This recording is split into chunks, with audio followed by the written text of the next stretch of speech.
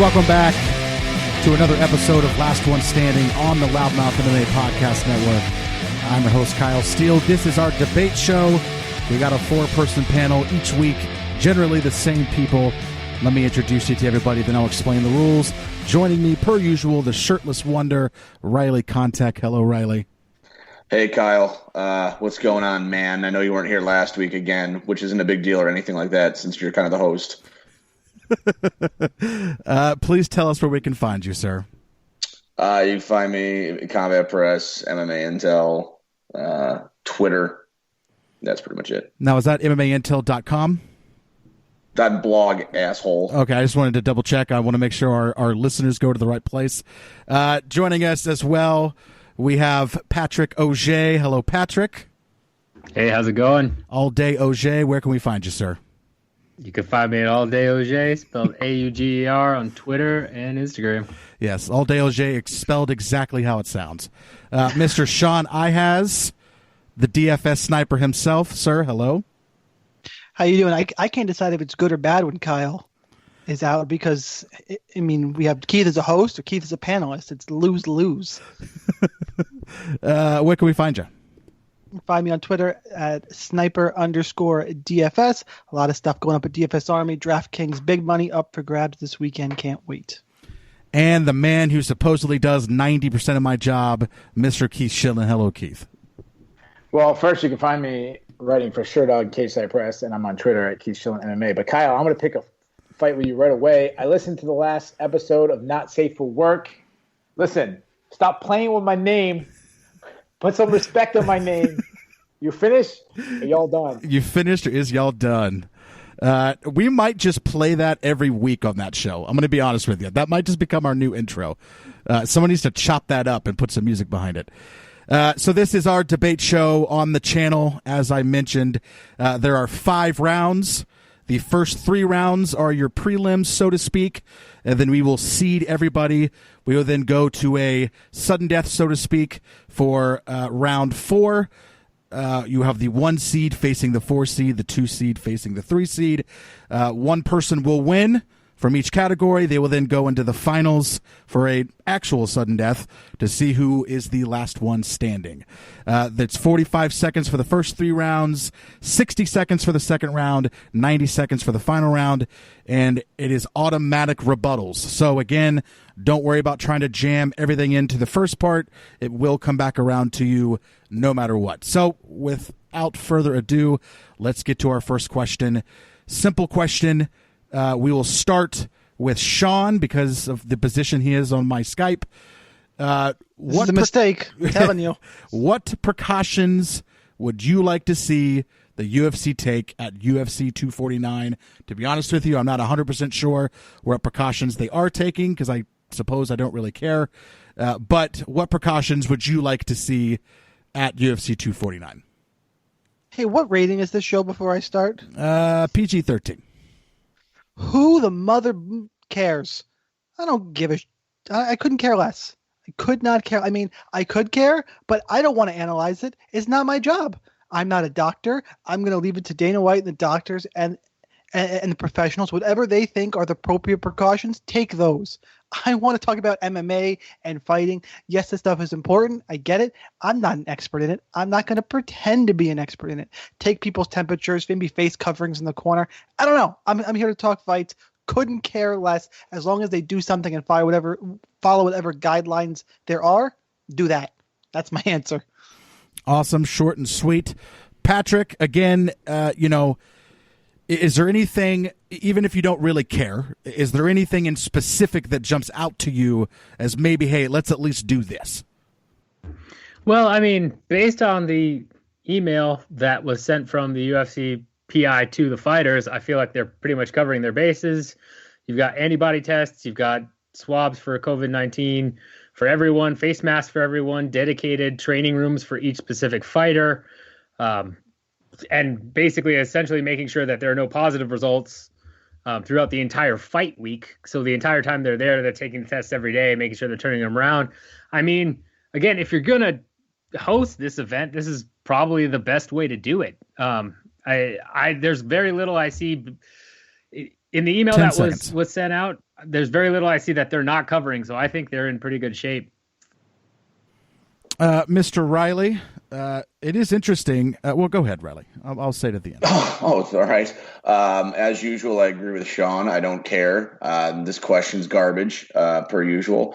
But here's the one thing I will say, just so I can say that I actually did give you something that was a precaution. I know they said they're going to let like 10 or 15 media members in to sit really spread out at the media table. I think we should take the ultimate precaution and not allow any reporters in, because most of the reporters that are going to be there are the ones that were trying to get the fights canceled in the first place and continue to put out articles bashing the UFC for having this event. So I don't think they should be allowed to go because they were the ones that were trying to get it canceled in the first place. They don't need to be there. Watch it from home and write your shitty articles there. A lot of angst in that answer. Mr. Keith? Well, first of all, we got to give the UFC credit for the things they've already done. First, they're in Jacksonville. It's a place that Combat Night, a regional show, has held an event in Jacksonville. AEW Wrestling held an event in Jacksonville. They both went well. As Patrick talked about, there's going to be both swabbing and antibody tests for both the fighters and the corners. It's going to happen every single day, medical screenings every day. The hotel itself is not taking any reservations for anybody else. Like Patrick said, there'll be individual workout rooms, but there's also going to be scheduled times that the fighters going to weigh in on the scale, so you don't have all the fighters in the back at the same time.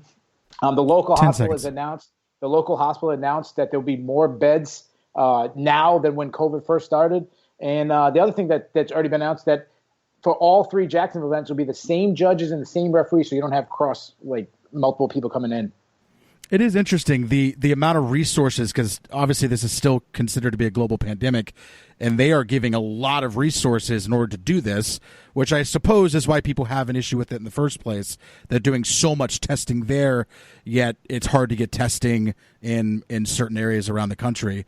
I guess in most areas around the country, the testing is either very backlogged or just hard to get to in the first place. But for the UFC to be taking up the resources, I suppose that's the issue that people have. That isn't a part of the question, but with the answers, it just kind of made me think about that. Sean, to be fair, Riley, I still don't care. I'm just commenting on it. Sean, rebuttal if you need one, if you want one. I mean, we're still playing a game, so I'm going to take a dig at Patrick and Keith's answers. They just listed what the UFC are doing. The question was, what do you want them to do? I guess this is what hold on, they are doing. It's going to come back to you, Keith. It's going to come back to you, Keith. Okay. And you can just agree with that, and okay, fine. We've kind of given my answer to that, but I'm taking shots where I can because that's the whole point of this show. What's interesting, if these precautions turn something up, like we get to Friday, Saturday, 4 fighters have COVID, they test positive, and they got to pull these things. God forbid, but it could happen. What's going to happen to these next 2 events? Like we're all convinced this is going to happen, and I'm feeling good. And they have to take these precautions. I get it, but what's going to happen should these things turn up all kinds of results? Are we going to lose cards? Are our dreams going to be broken? 10 seconds. On to Patrick. Patrick, go ahead. Well, so yes, it's true that in terms of what I'd like to see them do, they are doing. So yes, I listed off what they're doing because that's what I'd like them to do. But to rebut Sean's answer initially, I do care that they're doing this for multiple reasons, most of which is that if they didn't take these precautions and someone got sick and heaven forbid died, especially with the way that the mainstream media is now surrounding all of this, with the pressure that's, between protesters saying we should open things up and we should close things down and all that, you would best believe that more of a heavy hammer from the mainstream media would come down on the UFC if they were not taking every precaution in the book. This is a, cover your ass moment, and they need to do this. If they don't, they'd be screwed if something happened. Riley?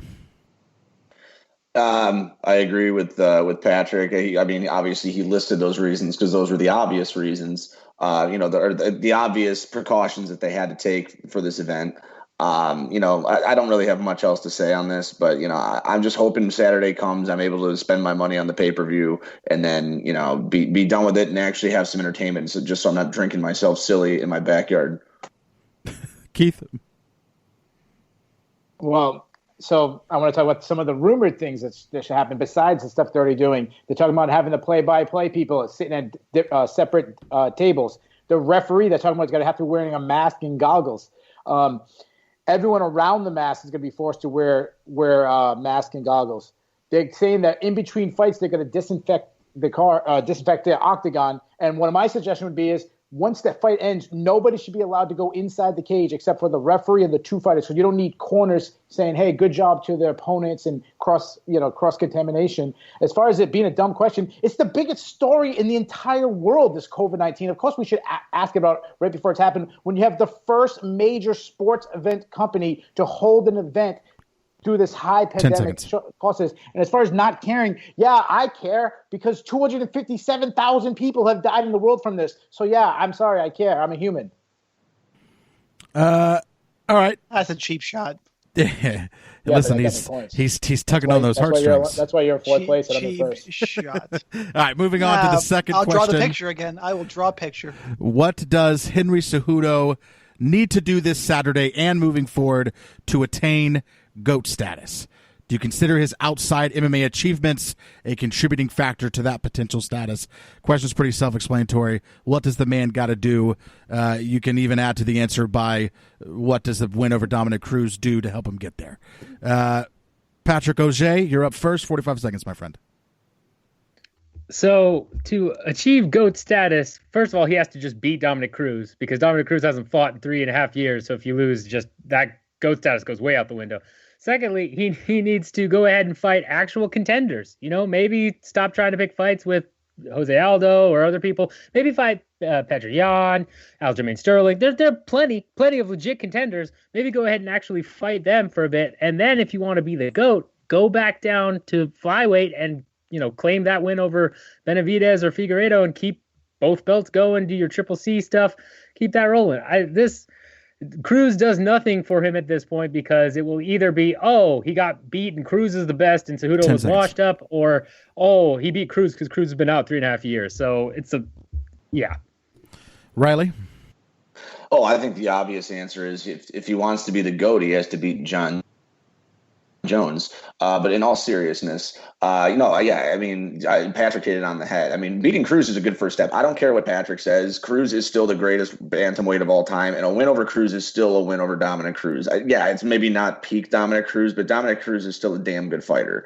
Absolutely. He needs to clean out the division. I mean, he's got a long way to go before we're talking GOAT status. Now, if we're talking greatest bantamweight of all time, maybe, but I don't know if you specify GOAT as the greatest fighter of all time, whatever. I think his wrestling accolades do add to that.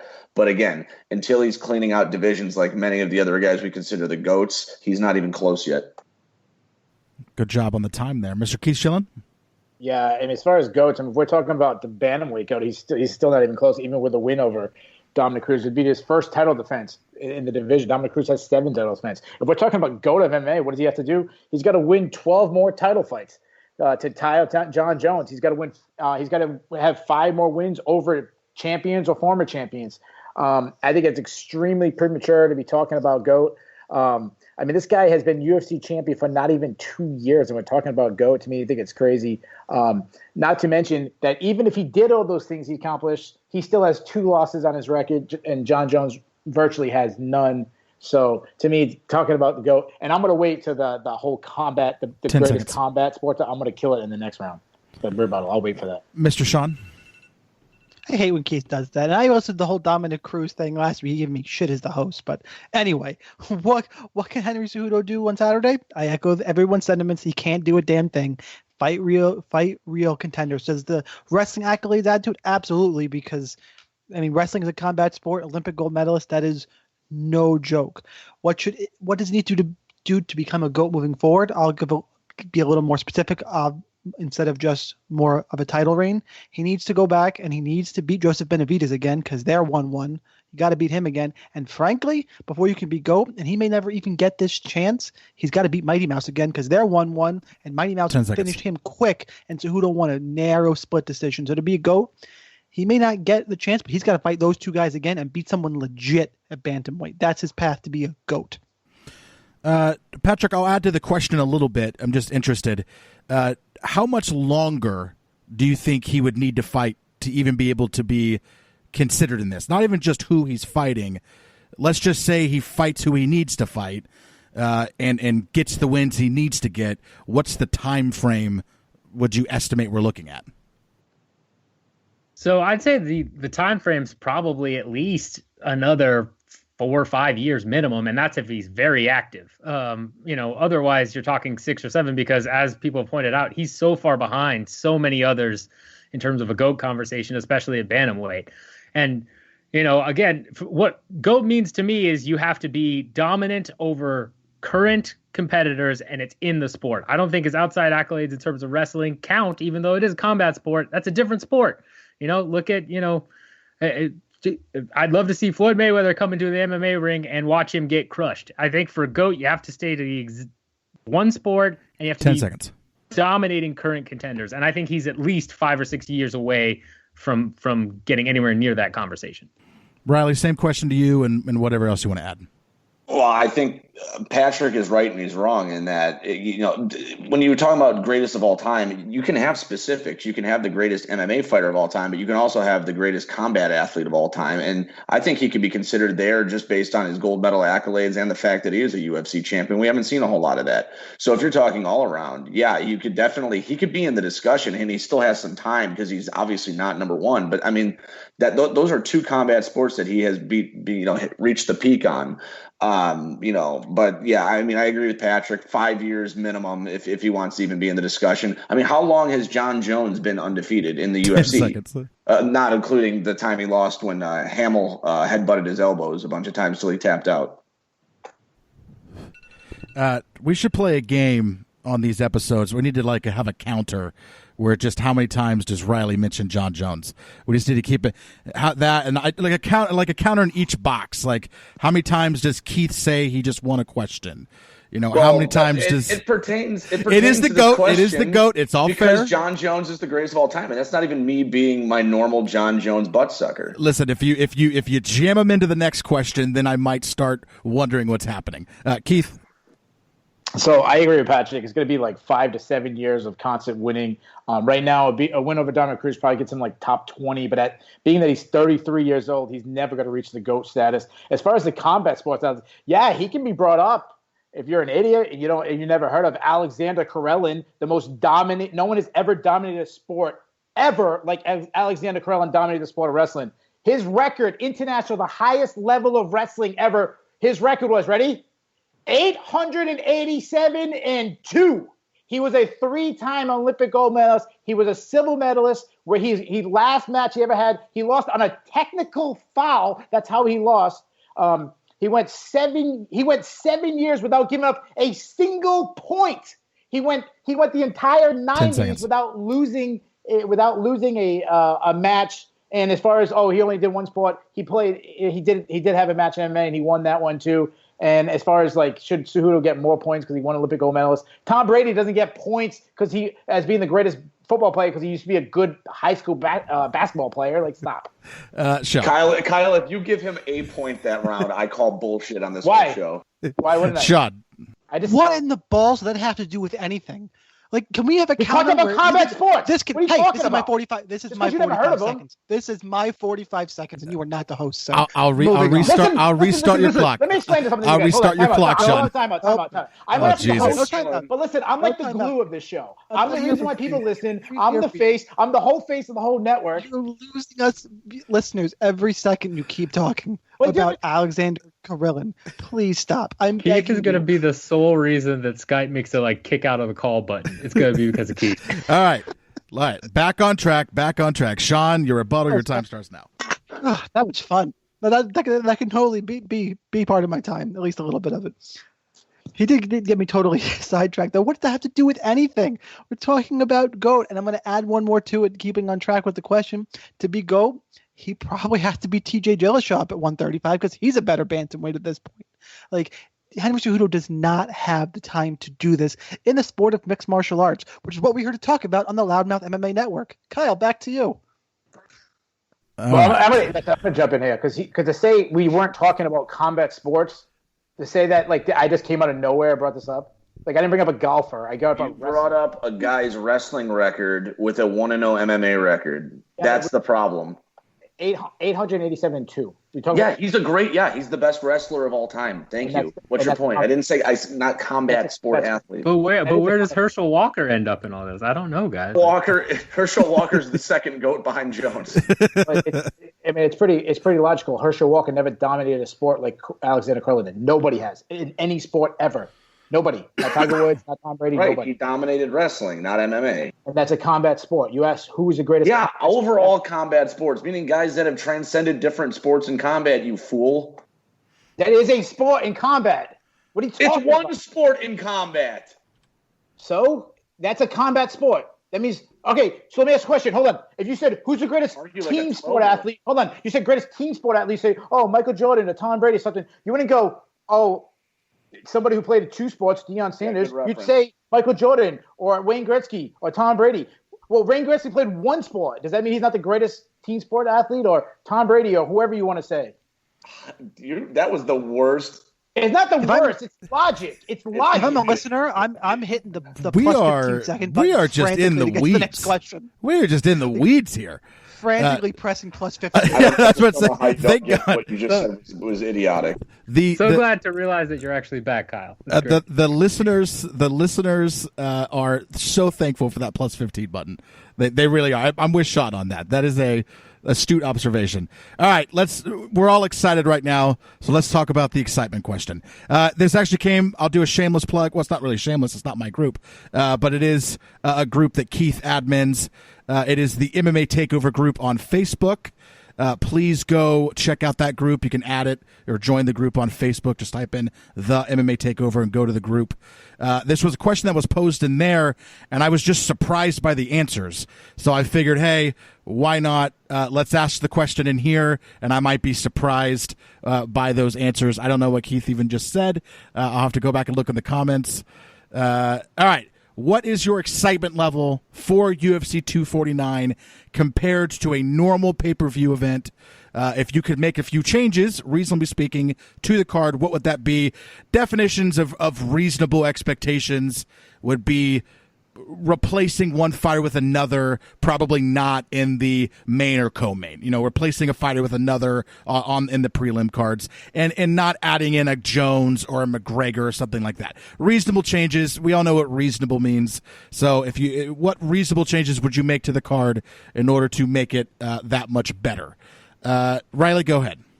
I don't think I'd make any changes because I just don't think that in a time like right now where training camps are going to be really, really short and training is going to be in low abundance, I just don't think you can make a lot of changes. I think a lot of the fights that were made were from guys that obviously were in training camp before, are already in fight, or were in approaching peak fight shape. There's not a whole lot you can do. You're kind of just working on the fly here, so there's not a whole lot I would change. In terms of excitement level, obviously super excited. Haven't seen a UFC event since basically St. Patrick's Day weekend when that Brazil event was, I believe. And that's the extent. Like, if you're not excited for this as a UFC fan, I don't even think you're a fan of MMA, because not only are you getting something to watch on TV, it should be your favorite sport. Like, it's my favorite sport. I would have watched it if it was the worst card in the world. It wouldn't have mattered to me. Keith. Well, I mean, I'm very excited for it, but it's not the most excited I've ever been. I mean, Ortiz Shamrock 1, Fedor Krokop, Silva Sonnen 2, Jones Cormier 1, Nurmagomedov Connor. Those were way more excited for those. I would say I'm more excited for this than the average UFC pay-per-view. I mean, it's absolutely stacked. I mean, you got two title fights. You got two of the best knockout artists in the heavyweight division, probably the two best. You have a stacked card from top to bottom. As far as like what changes would I have done, I would have liked the UFC to realize the times we're in right now and say there's 30 million Americans out of work right now. Why don't we get off pay-per-view, do something for the people, and put it on ESPN for free? Like, that's what I would have thought would have been really nice. All right. Riley, you shake your head. You're telling me you wouldn't want this pay-per-view to be free? No. You can answer. Okay. Sean? All right. Give you $70. No, I kind of agree, because business-wise, I want the UFC to stay open. But anyway, I agree in that I don't think we need to be – I'm not going to replace fighter for fighter here, because any fights we can get, and it's a great card, I don't think we need changes that way. How excited am I for this card? In a vacuum, this card is a really good card, and I agree with Keith's answer. But you can't talk about this in a vacuum. We haven't had sports in a month. You know how excited I am for this card, just to have something else to do, something else to watch on top of being an MMA fan? That has to come into this. I'm like 9.5 out of out of 10 in how jacked I am for this card. 10 Maybe seconds. a bigger fight, but it's nothing realistic. This is the best we can get. It's a really good card, and considering all the circumstances we're in, I am jacked up for this card, and you should be too. And I'll tell you the changes we should make in my rebuttal, because I do have changes to it. Mr. Auger. All right. Well, I'm definitely going to lose points on this one, but I've accepted that fate. So, I mean, for me, I love this sport and I love watching it, but I don't need it all the time necessarily. I care much more about content. I do kind of look at it in a vacuum at all times. I'm surprisingly not as jacked up as I thought I would be about it. And when I was going through trying to figure out why, I think the main reason why is that, in the main and co-main, you've got two interim. Well, I'm sorry, you have one interim lightweight title fight, and then a fight that feels like it should be for the interim because Dominic Cruz just came out of nowhere and got a title shot. And so because of that takes away a little bit of shine off it for me. I mean, I wanted to see, Tony versus Khabib. What if Gaethje wins? We never get Tony versus Khabib. That'd be insane. And I'll tell you what changes I want to make also in the rebuttal. But yeah, I don't know. I'm a little less, it's good, but yeah. Mr. Riley. Right. So, like Sean said, it's been over a month since we've had sports. I mean, I've been occupying my time watching like old sporting events. I watched the 2005 White Sox World Series. That is weird. I'm watching things I've already watched before. I don't do that with sports. So that is why I'm so jacked about UFC 249. And Keith was saying, well, it should be free on ESPN. You may be right, you may be wrong, but here's the thing. If people don't buy it, that kind of sends a message to the UFC going forward that they're going to have to change something, especially in the climate where you said 30 million people just hit the unemployment line in the last month. I agree, but I mean, I have no problem spending. I'm not spending all my money at the bars right now because the bars are all closed. So I have a little bit of extra cash built up from the last month or so to buy this pay-per-view. Keith? Well, I think one of the reasons why I'm not excited is one of the most exciting things about Fight Night is inviting people over your house and watching in a group, and not having a group, watching by yourself instantly makes it a little less exciting. The other thing is why I think it should be on ESPN for free. Well, you guys are absolutely right. People are dying for sports. You know who else are dying? People who don't watch MMA, people who watch basketball and watch football and all these other sports. They're looking for something. Imagine if they put on ESPN at 8:00 and there was Tony Ferguson and Justin Gaethje fighting in two most exciting fighters in probably the history of the sport, putting on probably a Fight of the Year candidate, and you're getting that. And another thing is, you get excited. You're like, oh, wow, UFC's on. Oh, wait, I got to stay up till 1:00 in the morning. I got to put up $70. They're probably going to tune in. But, hey, put it on at 8 p.m. On ESPN, the numbers would be crazier than they've ever had. And plus, not to mention, it would just be a good gesture right now, as tons of other companies are doing things for the people. The UFC could do the same. Sean? Yeah, but people can turn on this card at 8:00, and around then you can see Fabricio Verdum, Alexei Oleinik, Donald Cerrone, Anthony Pettis. You can watch Vicente Luque, Nico Price for free. That's going to draw those people in, and if they're interested, they'll throw down $50 to watch a couple title fights. Like, I get what Patrick's saying. The title fights maybe aren't the best, but this card is loaded full of fun fights. Jeremy Stevens, Calvin Kattar, Ngannou, Rosenstrike. Like, this is a great, great card. Maybe the title fights leave a bit to be desired, but sure. In terms of changes, I'd be interested in some of the fights moving around. Like, I want to see. I think Cerrone Pettis should be on the main card. I know that's the lead-in, but I mean, that's just, there's money names right there. They need to be up there. Who would I bump? I'd probably bump Stevens Kattar, just even though it's a great fight. It's probably one for a little bit lower. And Nico Price, Vicente Luque, that needs to be further up the card. Like Vicente Luque, I know he just lost to Stephen Thompson. That is a fun fight. Nico Price is never in a boring fight. That's going to be freaking fireworks. I'd almost make that my lead-in fight. So just move the card order around a little bit. I think they could have done a little better. And Patrick. So I will say, in terms of the card order, just what Sean's saying, I actually like where most of the card order is, because especially if you look at some of the data on the fourth fight of a main card pay-per-view, it usually tends to trend very poorly with purchasing considerations. But in terms of what everyone's saying, with Keith saying about putting on ESPN, yeah, I'd like that, but also they need money. And again, yeah, I'm just not as psyched up because I would like a little bit more exciting fights and more relevant fights. The only thing I would really change is I would have added back in, if it was possible, would be Zabit versus Ortega, which was originally scheduled for this card back in February. I think that would be a great fight to add in. You got a lot of heavyweights, got a lot of fights I feel like are going to be real quick. I feel like there's going to be a lot of knockouts, a lot of quick ends, and that's going to leave a lot to desire. People are going to be like, awesome, I just watched an awesome 30 seconds, and now I have 20 minutes because, pacing is still pacing. Even though it's better on ESPN, it's still pacing. So I'd say overall... 10 seconds. I'd say overall, that's probably why I'm a little bit dampened on the card. Also, yeah, can't watch with the friends. That's annoying. So, it is what it is. Can I say one thing really quick? Yeah, sure. Okay, because Keith goes, they should put it on free TV. There are literally Riley, three... real quick, can I just stop you real quick? Thank you for asking. Oh, no problem. Keith, there's literally 3 more cards in like the next week and a half after UFC 249 on free TV, or not free TV, but on ESPN Plus. So I mean that would count. And then second off, you said, well, if they put it on ESPN, they could charge a shitload for commercials. I hate to tell you, a lot of companies are really cutting back on advertising right now, so there's not a whole lot of money that they can be spending as well. Let me ask you this question: why is the NFL not on pay-per-view? The NFL is not on pay-per-view because they have a lot of revenue from commercials, but you didn't hear the last part I just said, where companies are not spending nearly – there's a company – there's a billion-dollar company that is cutting their advertising 50% just in the next couple months, and it's going to go down even further than that. Okay, so when people – good point. You talked about how much money that businesses don't have right now, and what does that trickle down to? The economics 101. If the business earns, so are the workers. The workers are the ones who have lose money. Who buys trickle-down economics is crap. Don't bring trickle-down economics up in here.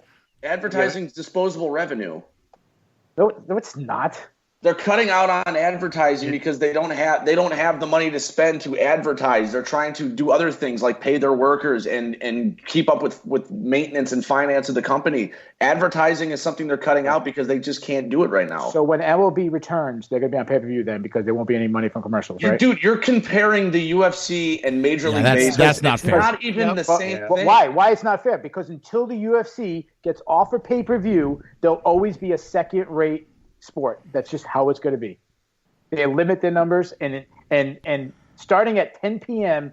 on the East Coast is one of the most retarded things they possibly could do. It's absolutely timing is different. Timing is different than pay-per-view. Well, different argument. Yeah. I brought that up too. So also, commercial contracts are already, a lot of them are set in stone. Depends on the company itself. But go on. Sorry, that's so the issue. I'll weigh in. The issue that I have. I agree. If the UFC continues down the pay-per-view trail, I do think it's going to be hard for them to ever become what they would want to become, which is an MLB or an NFL. But again, comparing the current advertising budget that's going to be pumped into the NFL, we're talking fractions of what the UFC is going to be able to get. And even if they stop doing pay-per-views tomorrow, they will not be where the NFL's current ad budget is for 20 years. Listen, no one's saying they wouldn't, but there's a time where the UFC has to get off pay-per-view. Yes, this agreed. is the time. Why? This is the perfect time. This is the perfect opportunity right now is the time. Why? I don't know. I would disagree because I think the UFC has kind of resigned itself to go more towards the boxing model. And boxing's dead. Boxing killed itself. It wasn't because of pay-per-view. But it's not I don't exactly. think it helped. If you look at the revenue, though, that's part of the problem. Is think about the revenue that they're paying out fighters in boxing, but instead think that revenue goes. Boxing partially dead because of the revenue they pay out to fighters. Look at what the UFC is paying out to fighters and how much. Imagine, instead of Canelo getting his purse, he gets $2 million and the rest goes to UFC.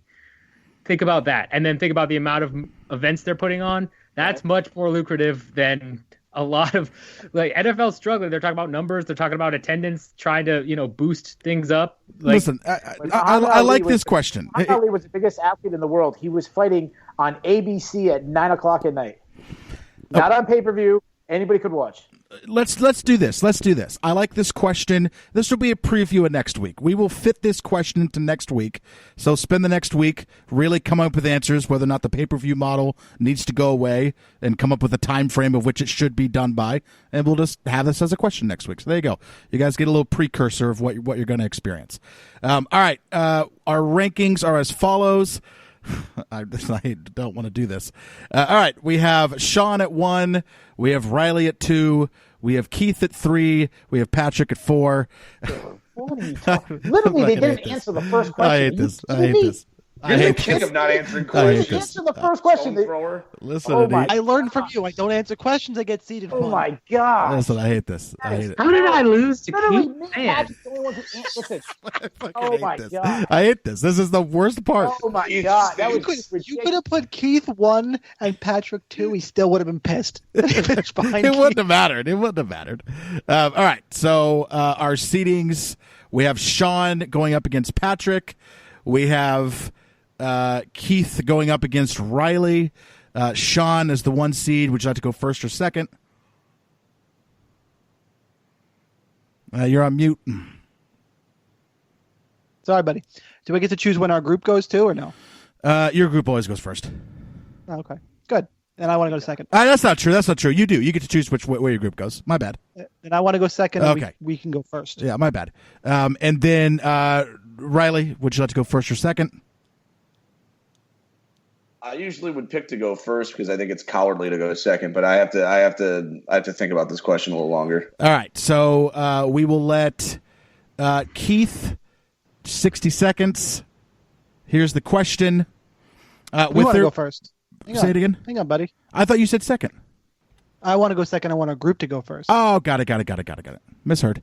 All right. Okay, now I understand how I got my 4th place ranking. All right, here This it is. makes more sense. All right, Patrick. That was a good one, buddy. Patrick, with there being no crowd at UFC 249, is there a particular fight or fighter you think will be affected more than average? That saying, I think having no crowd is going to affect everybody to a certain extent, but more than average. Do you think it's going to affect a particular fight or fighter? Explain. And then if not, are there any fighters that come to mind where the lack of crowd noise would have a more than average effect on them? Again, that second part of the question is only if you're saying nobody on this card you think will be more than averagely affected by the lack of crowd noise. And again, I explained average. I think it's going to affect everybody on some level, so we don't even have to say that. I think that's, to be acknowledged, but more so. Patrick, go ahead. So, I mean, looking through the list of fighters here, you could maybe, just maybe argue it might affect Cejudo depending on, some of the trash talking that Cruz may or may not do. But I don't really think it will with any of the fighters listed. However, that leads me into who I think it would affect, and basically, if you had no crowd and you had a Nate or Nick Diaz fighting anyone, whoever the opponent is certainly going to be affected more because they're going to talk trash the entire time. They're going to just be lobbing insults, things that normally they do anyway, but it might be hard to hear. It's just going to be clear as day. It's going to affect the broadcast because they're going to have to do a lot more censoring if they're not on pay-per-view. I mean, you just hear nonstop trash talk all the time, constant. So to me, I think if anyone's going up against the Diaz brothers in a totally silent crowd, then it might mess with your head a little bit because they're just going to be talking trash no matter what you're doing. 10 seconds. But in this case, I don't see that really happening with any of these fighters or a particular fight. Sean. I actually couldn't disagree more. To Patrick's point, I mean, you hear the trash talk. Yeah, you can hear a little more. Okay, you hear it a little more. There's actually 2 guys on this card I think you're going to be affected by this more than most, and one positive, one negative. We'll start with the negative. Donald Cerrone, Captain Headcase himself, spitting the nonsense he's been spitting. You have any faith in that, guys? I love him, but you put him in any kind of different scenario where there's going to be extra pressure, and that's what this is going to be.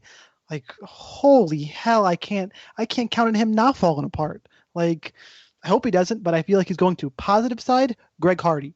Dealing with the constant noise coming down on him and the shenanigans. The guy is getting better at MMA. He needs to focus. And he's a high-level athlete. I don't think, NFL is a different, Keith, a different whole level than the UFC. He's used to pressure. I don't think, the empty stadium is going to face him as much as others and allow him to focus on MMA and get some of the other junk out of there. He's going to have one guy in front of him, not have to worry about all this extra garbage. I think it hurts Donald Cerrone, and I think it might actually benefit Greg Hardy, and I hate that mother.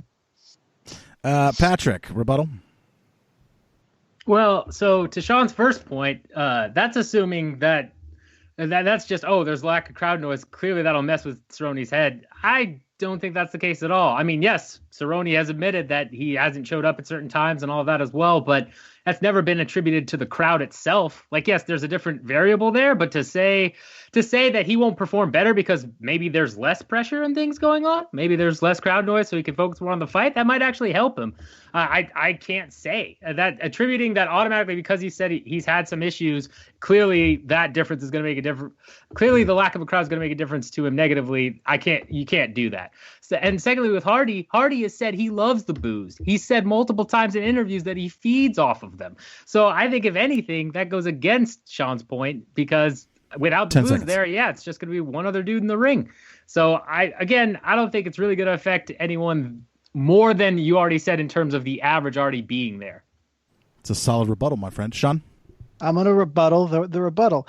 Look, this is obviously a huge moment, and the no crowd amplifies that. The whole world is watching. There's nothing else going on. It's back from coronavirus. You don't think this is big? On top of the stinker performance he just put out, Cerrone knows this is a big spot, and it amplifies it. And the bigger the spot, the harder he folds. I'm hoping he doesn't. It's not a guarantee, but what am I expecting? I think it all kind of lines up. And for Greg Hardy, of course you say you hate the booze. No, you don't say you love the booze. Like, he's playing the villain. He's doing it great. Nobody actually likes to be booed. That is, unless you're a WWE heel or Riley over there. Nobody loves it. It's what you say. He's playing the part perfectly. It's going to help him focus on it. All the outside stuff, he's playing it the way he's supposed to. But in terms of in the cage, it's still a benefit to Greg Hardy. You flipped your words around, but I knew what you meant. Riley, you said you wanted to go second? Yeah, that was before I realized this was a different question. So I'll still go second. It's fine. All right. Keith, 60 seconds. Well, I actually agree with Sean with Greg Hardy. Not hearing the boos is obviously a plus. A big thing is going to help is coaching. You'll be able to hear your coaches better. There's kind of two kind of coaching. The coaches that are really good with the game plan, and there's also the coaches who make good adjustments on the fly. And I think the very best coach in the fly adjustments is Fortis MMA's head coach, Saif Sayud. He has two fighters on this card, Uriah Hall and Ryan Spann. I think being able to hear Saif Sayud better is going to help them. Now, I actually think that Spann's opponent, Sam Alfie, gets a little bit of advantage because his wife is not traveling, so one of his cornermen is not his wife, and he actually has a real cornerman. So I think that's good. But when we talk about I don't think the crowd is going to be as big as actually the virus itself had an impact. Take Michelle Waterson. Michelle Waterson admitted that she did not have a camp. She did not train with anyone. The only person she trained with was her husband. She's going against a wrestler, and her husband comes from an amateur boxing background. He's not an MMA guy. And the other one is Donald Cerrone. Donald Cerrone, he, as Sean mentioned, he's admitted that to big moments getting to him, but he is so scared of the virus that this is my last point. He's so scared of the virus that he's driving across the country from Albuquerque to Florida in his RV, and he's not even sleeping in the hotel. He's sleeping in an RV. That's not good for your mind. Riley.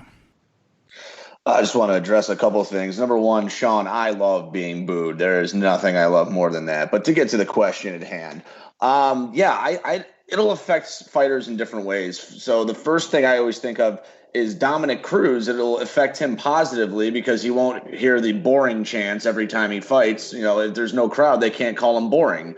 But in terms of, fighters who are high octane fighters who feed off of the crowd, the guy I think of right away is Nico Price. He's a guy who gets in there and just slugs away. And as the crowd becomes more boisterous, he gets more, reckless and violent. And that's how all of his fights are. So now you take out that crowd setting, I still think he's going to be an exciting fighter, but does he have that extra gear he can kick into once the fans get behind him when he does something crazy? But yeah, I'd love to rebut Keith, but I think Keith's 100% right. I think that it's going to make it easier for coaching on the fly to be done, and you won't have to have Matt Serra to actually hear your coach. Keith? Yeah, I actually disagree with the Dominic Cruz part. Is Dominic Cruz, and as Sean pointed out, or maybe it was Patrick, I don't listen to either one of them, but they were talking about Dominic Cruz. One of his things is he likes to trash talk in the pre-press conference, get in people's head. He kind of did it. He did it so bad at TJ Dillashaw that TJ Dillashaw said, "I'm not talking to you anymore," during the show. Like, he was in his head. And he can't do that with Cejudo because there's only a 1.5 hour media call, and that's it. You're not gonna have him making fun of Cejudo and the crowd going crazy. Not having that the week up, the build up, and also the fight that it was put together short notice. He hasn't had weeks to trash talk. He only had this very short time. As far as Nico Price, I actually think the crowd hurts him because, as Riley said himself, he gets reckless. He was actually doing very well against Jeff Neal, and he got knocked out when he got reckless. He was doing well against the guy he's fighting next, Vicente Luque, and got knocked out for it. So I actually just 100% disagree, and actually think it actually helps Nico Price that if he cannot be reckless. And good job, Keith. Hit the timer right on. Riley. Well, first off, Keith, the Dominic Cruz thing was a joke. I was just basically calling him a boring fighter for most of the time. But if you're saying the Dominic Cruz, he does trash talking, he does it in the cage. I mean, Henry Cejudo attempts to trash talk. I'm not going to say it's good or even sometimes coherent, but he does it as well. So Cruz isn't the only guy that talks shit in the ring. But my point with Nico Price being that when he feeds off the crowd, he does get reckless, but he also gets reckless at other people's expense. I mean, he's won more than he's lost in the UFC, and they're all finishes. So, and again, I think it's because he does feed off that crowd energy. Yeah, he can get reckless from times, and it might be not to be a great thing against Luque. You might be right there. But I just think that, it's going to be a really, really weird weekend. It's going to sound like the Ultimate Fighter fights, except using some of the best fighters in the world, because the only time you really hear the coaches and you hear there's like no crowd noise is when you watch the Ultimate Fighter, and it's just gonna be a weird experience. I don't even know what to say other than that. Can I just say one thing? 5 seconds. Like, he cares about Dominic Cruz getting booed. When was the last time Dominic Cruz got booed? I was there in Boston when he went to. Dude, I just said it was a joke. Will you relax? Well, your answer's a joke. You were saying about him being booed. I agree. I didn't like the question. You're saying him being booed. Well, I mean, he was literally, I was there when he won the title against Dillashaw. The entire crowd was cheering for him. Same thing happened in favor. At one point, they broke out in a Cruz chant. Like, Keith, we're at 15 seconds, year 5. He was making a joke by saying that Cruz is boring and was using that to say the crowd was chanting boring. I got the joke. Whether I find it funny or not is irrelevant, but listen, I understood what you were saying. I'm no Don Rickles. I get it. All right, that's a good. Before we give the final scores, I do have a question I want everyone to answer. I'm interested in your opinions. Just make it real quick. How much of an effect do you really think this is going to have on the totality of the card without there being a crowd present? Just give me a scale, ballpark it. I'm just interested in your answers. Sean. 8 out of 10, because this is a whole new environment that people have not faced before. Who can adapt best? Patrick? I'd say 5 out of 10, because the fighters at UFC Brasilia all seem to think that it didn't affect them that much. Valid. Riley? I'd say 2 or 3, because a lot of times when they're sparring in the gym, there ain't a crowd there either, and they're going hard in the gym too. Valid. Keith? Yeah, I'll put it like a 5. Someone who won't be affected is Tony Ferguson. It's going to remind him like the Ultimate Fighter days when he won the Ultimate Fighter show. Look at that. See, that's why I asked the question. Good answers. This round was won on rebuttals, so good job, guys. I agreed with Sean's answer, but Patrick had the better rebuttal. I took down the rebuttal of his rebuttal. This is insanity. He didn't give a clean answer. You didn't, though. I listen. He won that one. That one was much less close than the other one. Patrick nailed the rebuttal. Okay, this is the first time I'm actually mad. Oh no, that is bullshit. No, I'm pissing Sean off. Sean's my only fucking friend on here. That was not even. Don't worry, Sean. I'll be coming with you. My rebuttal was better, man. I'm sorry. It's true. He didn't give an answer to the question. This is the first time I'm actually mad. That was bullshit. Listen. Right. I hope Keith beats you. That's how mad I am. I hope Keith loses this fucking. Whoa, there you go. There you go, Kyle. He's already admitted I'm in the finals. And then the second one was much closer, but again, I just feel like Keith had the better rebuttal. Oh, first off, if you're saying I was closer to Keith than Sean was to Patrick, yes. I don't know what answer you listened to. My answer was garbage. Because I prepared for a different question. That's fucked up. I didn't mean to cuss. All right. Sean and Keith, or Patrick and Keith. Sean, Don't be mad at me. You're my only one true friend on this show. Not right now. I need you to get over it as quickly as you can. Really, really upset. And if anybody said, and I'm stealing everybody's answer for the last question. The right answer is Sapper Beg Sapper off and fuck off. And Riley, I don't know if I hate you more than you hate me. Maybe we might never have the answer to that question. But Riley, you're always a pleasure. I appreciate you. Oh, thanks, Kyle. That was a real sweet thing of you to say. And I just want to say I just take my rightful spot as last place again, and it's not going to change very often.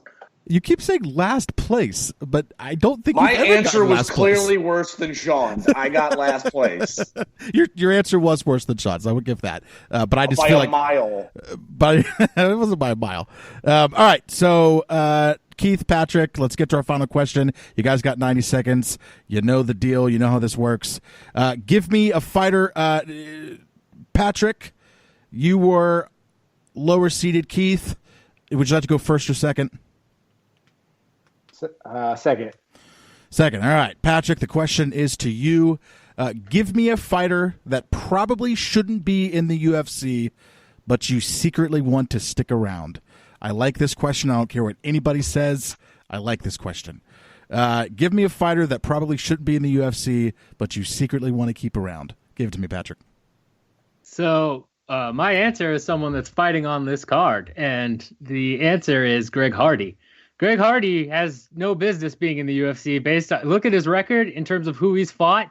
Austin Lane, Rasheem Jones. He got DQ'd against Alan Crowder. He beat Smolikov, great one there, and he beat Adams, who has been, pretty mediocre, to be honest. He let a lot of people down who were believing in him. He no contest against Sasoli, and he got beat by Volkov. He got in based on his notoriety and not on his actual skill. And it's heavyweight, so you can kind of let it slide. But even then, you're feeding him lower level people. When he got to step up in competition, he got soundly beat by Volkov. But I secretly want him to stick around because, again, the amount of attention he garners, the hate, you just want to see Greg Hardy get the shit kicked out of him. Pardon my French, but I am French, so it's okay. But you really want to see that, and that draws people in. So yes, I secretly want him to keep climbing the ladder until he gets just beat up by someone in the top 10. Volkov did an okay job, but I really want to see someone just literally, because I want to see that reaction too. Or conversely, what happens if he somehow goes all the way and he becomes champ? Could you imagine that? Insane. Either way, you've got two crazy scenarios. You've got, a bunch of eyes on a division that otherwise is usually pretty stale. 10 seconds. You want to keep Hardy in there, but he really doesn't deserve to be there. So, Patrick, you're telling me that Auger is French? Is that what you're saying to me right now? Yes. Shocking. Keith. Yeah, first of all, look at the roster. Jorgen De Castro had a losing record as a amateur, and he's in. So to say guy's 5-2. One was a disqualification. The other loss was a fight that he took on a 3-week turnaround. He took the fight on 5 days' notice. Had to go to Russia and face a top 5, 7, whatever ranking heavyweight to use that loss against him. And then he broke his hand in the first round and went the whole 15 minutes and he didn't get blown out the water. You made himself. He actually did okay. And actually the commentary team was talking about how many improvements he did. Now, as far as who should get cut but I don't want to be cut is Karolina Kovacevic. This girl's on a 4-fight losing streak. She lost 6 out of her last 8. She wasn't even competitive in those fights. She hasn't won a single round in her last 5 losses. She's 34 years old. She talks about that she wants to stop having a family and stuff. The only reason the UFC is probably still keeping her is that she's good looking. She has that sweet Polish accent, and she does that little wink thing. And another reason why she should stick around is because she fought for a UFC title, and Kyle still does not know how to pronounce her name correctly. So that's a good reason. Patrick. So, in terms of Keith's criticism of Hardy and talking about Jorgen De Castro, first of all, Castro is 6-0 as a professional. So, yes, sometimes amateurs lose and then they become pros, they get better. And so then they continue winning and earn their spot. So, that's a whole thing. But in terms of Karolina Kovalevich, first of all, is how you say her name. If you're looking at who she's lost to, yeah, she's lost to a who's who of top 15 strawweights. She shouldn't be cut. I mean, she's on a 4-fight win or losing streak. You could cut her for that. I wouldn't be shocked if she got cut for that. But again, you're also talking about a division that isn't exactly teeming with talent, has a bunch of people there. She earned her way into that division. She was 10-0 when she took on Joanna Jędrzejczyk. She earned her shot, and she definitely gets, they've kept name fighters in there, longer than four fight losing streaks. So to be honest, I think that makes way more sense to keep Kovalevich versus Hardy, who again has gotten DQ'd in 2 out of his last 3 fights. How is that? How is that a thing? I'm sorry. Yeah. I imagine Keith will correct that one of those was not a DQ, it was a no contest. Yeah. Okay. So yeah, that's the first thing I was going to say is he was disqualified. There was no contest in the fight that he won, and he had someone, an attendant, who he asked permission if he could take it. The guy said yes. He assumed okay, the guy who comes in and makes sure the guys are doing it correctly. I actually think they should have still got the win for that. When the guy who works for the UFC says, yeah, you can take it, the guy said yes. So first of all, that's ridiculous that they did change this to no contest. Okay. So another thing. First of all, her name is Kovacevic, not whatever he said. All right. All right, ask John Anik because he says it every single time. Karolina Kovacevic is how you pronounce it, not whatever you said. Second of all, you said, I didn't know what you're saying. You said, he could become champion one day, but we should get rid of him. And then you also said, we can't get rid of Karolina Kovacevic because the division is really shallow. But your last rebuttal, you were talking about how shallow heavyweight was. So, why can we get rid of Hardy in a shallow division, but we can't get rid of Karolina Kovacevic because that's a shallow division. Now, and then my last thing is you say, we keep around big names even if they're on a losing streak. Well, okay, Greg Hardy isn't on a losing streak, and he's a much bigger name, and that's why he's on the opening of a pay-per-view of the most stacked card because people, as you say, want to hate him. They want to see him get knocked out. You said it yourself. And the last thing is you talk about, he shouldn't deserve it. You know who else didn't deserve to come in? Was a big name who came in?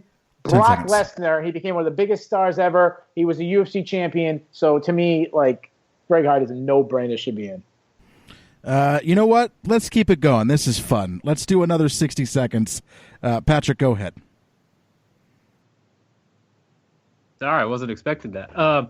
So, I mean, first of all, Greg Hardy is technically on a losing streak because that no contest means that, he didn't win.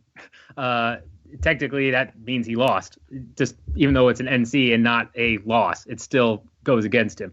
In terms of, keep the shallow divisionness.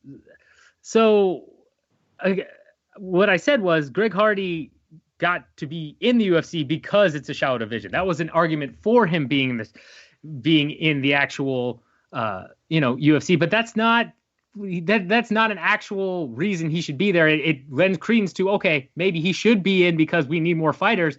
But in terms of Kovalevich, God, you got me all screwed up now. I didn't expect to keep talking. You know what? I'm just going to call it. Keith could have it. Keith, go ahead. Okay, so there's a lot of things wrong. So first of all, I mean, he's arguing they should be in because of shallow, but then this one shouldn't be in because of shallow. Well, whatever, regardless. Anyways, her name is Karolina Kovacevic. So that's another reason why. Listen, look it up. I would listen. Want to make a bet? We'll shave our heads. We'll do the same thing. I'll shave my head. You'll shave it. Whose name? How John Anik says it. You want to make the bet or not? I want to go off of how she says it. Let's go by John Anik. She said it. No, I don't want to go by John Anik. All right. Moving on. I lost track. Okay. So you said he's on a losing streak. That's not true. A streak means multiple, not one. He is not on he has not lost multiple fights in a row. If you count as a no contest, his fight right before that, he would have been on a 2-fight winning streak. So he's on a 1-fight losing streak to a top 5 heavyweight in the heavyweight's hometown that he took on a week's notice on a 3-week turnaround, and then he broke his hand in. It's absolutely crazy. And let me ask this question. Out of the 2 people, who has a better chance of becoming a UFC champion? Karolina Kovacevic, who's 34 and has lost a million times, or Greg Hardy, who is an elite athlete who's fighting in the shallow division, and he's already doing okay against top 7 heavyweights with like 2 years MMA experience. Patrick, you can answer. What? I think he get more turns. I mean, You asked him a question, so answer the question. So Hardy would be more likely to win a belt technically, but I still don't think Hardy's not going to get past. I mean, if I had to answer, I'd say neither, because Hardy would never get past any sort of legit wrestler. And even against striking, if you look at how Volkov pieced him up, he's never going to get a belt. I mean, not in this day and age. If he made some huge changes that'd be a huge surprise to me. But it'd be just as surprising if KK turned it around after her just, falling off a cliff lately. I don't like Greg Hardy. Who's lost like 15 rounds in a row. Yeah, she's going to turn around. I don't like Greg Hardy whatsoever, but for the sake of this show, I pray to the MMA lords that he gets a belt. Because this show will get so much more interesting than it already is. Thank you guys. You always make this fun. Even though I despise it, I hate it, but I still try to enjoy it. Our winner this week is going to be Keith Schillen, Nature the Beast. Patrick also literally said to give it to you, so I think that's kind of admitting defeat on some level. Patrick, please tell us where we can find you, and yeah. Not in the winner's circle, that's for sure. Congrats on your last 2 weeks, though, sir. Thanks. Yeah, Stay classy, Keith. I got, I star burned too bright. Who knows? We'll see if I end up like KK from here on out. Hopefully not. But you can find me at Twitter on All Day OJ. Not in the winner circle, as Keith mentioned. Also not in the crybaby circle, where I'm sure Keith is happily reigning there as king. So that's where you can find me at. And Keith, the floor is yours. Whatever you want to say, go ahead. Well, Patrick's answer was the worst decision since I spent 8 hours doing tape study from all angles, and then the co-host no-showed it. Anyways, guys, I want to talk about usually I'm not going to be like the rest of these guys and pump my own shit. I just want to pump the network. I want to make a big shout out to everyone in the network. I'm going to be serious to be nice for a minute. It has been really hard to talk MMA for the last 2 months, and we finally got to fight week, and it's going to be back to normal. So credit to all the guys in the last 2 months who's been pumping out content. Pretty much, everyone on this show, the Marcel and Steven with the new European show, Fred with the the Drake and Davidson and Blaine. So anyways, the guys, we know it was really hard to pump out content, but we did it for 2 months straight, more than I think any other network. So props to the team. And once the fights get all back going again, all these people are going to just come back in, take credit that they've been at the top of their game this entire time. For 2 months, this little network has been pumping out not just content, but content worthy of being listened to. I think this show has not had a bad episode. Listen, the content has been worthy of listening to, and I'm super proud to be a part of it. And thank you guys, especially for this show. This is so hard to do with the lack of information, yet we've made it fun. So I definitely appreciate that. Sean, you're still here, so what do you want to say, buddy? Then we'll get out of here. This was crap, and Keith, with his worst decision jokes, we need to just mute him. It is so painful. So I almost you would have liked that joke if you had the inside track. I liked it. I did like it. You use all your connections to try and win, and taking cheap shots at Patrick over there. Hey, listen, you stay classy, Keith. And the only reason you won is because all of the bullets for the finals were over here where they should have been. But Kyle is still mad that I called him a racist last week. All right, we're out of here, guys. Can we start recording this in some type of video game so we can just all vote to boot Keith out of it whenever we're tired of it? All right, we're out of here, guys. Thank you for joining, and we'll see you guys next week.